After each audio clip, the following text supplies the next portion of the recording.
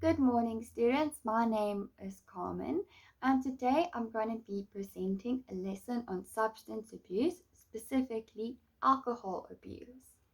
Now, matrix. Most of you have already turned 18, or some of you will be turning 18 later this year. That means that you can now legally consume alcohol in South Africa. But what does this mean for you? Well, it means you have another big realm of responsibility when you consume alcohol. So next year, some of you are going to be off to university, but most of you will be leaving your parents' home for the first time and be unsupervised. Therefore, you will be exposed to things like alcohol. Therefore, this lesson aims to give you enough information so that you can make informed decisions about consuming alcohol. Now, alcohol use disorder is a chronic brain disorder in which the brain is unable to stop or control the use of alcohol.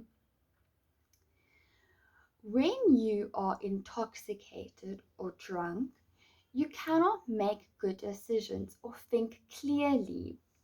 It may cause you memory loss or cause blackouts, which are gaps in your knowledge caused by too much alcohol in your system.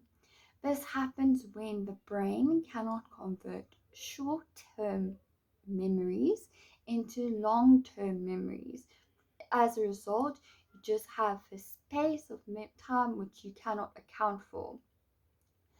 Alcohol also impairs motor function and coordination and makes a person less aware of the environment and potential dangerous situations. And people who are intoxicated are more likely to engage in unsafe or risky behavior, such as unprotected sex or drunk driving. People that consume alcohol are also at a higher risk of injury and accidents. Alcohol poisoning or overdose can occur when too much alcohol is in the bloodstream and the brain is unable to maintain basic life functions such as the ability to breathe. This can cause permanent brain damage or even death. So, what are the symptoms of alcohol overdose or poisoning? The person is unconscious or unable to remain conscious or is confused. The person may be vomiting or experience nausea. The person may show slow or regular breathing.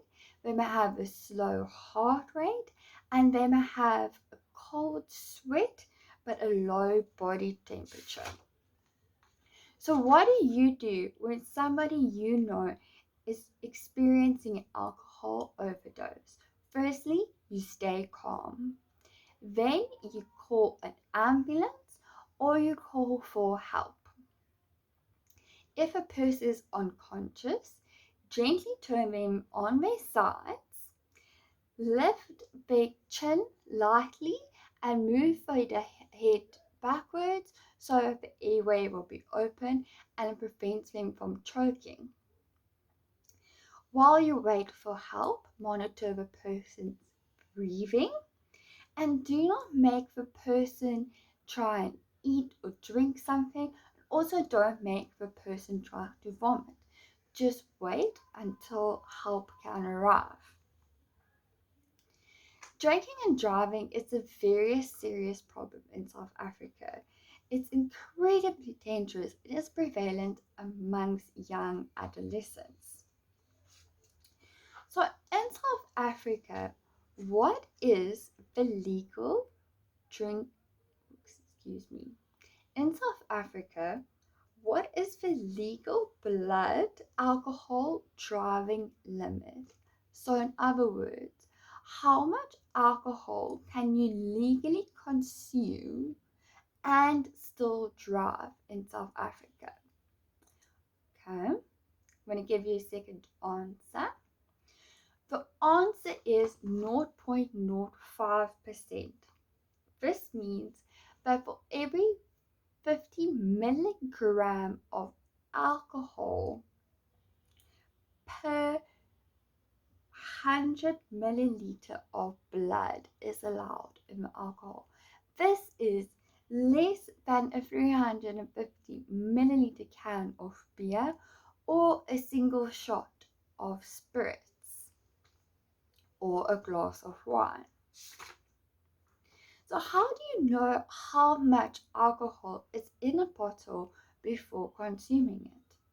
Well, at the back of the bottle, there will be a percentage of alcohol. This will be how much percentage of the total volume is alcohol in that bottle. So if a bottle is 100 milliliters and the alcohol percentage is 10%, it means that 10 milliliters of that drink is alcohol. Okay.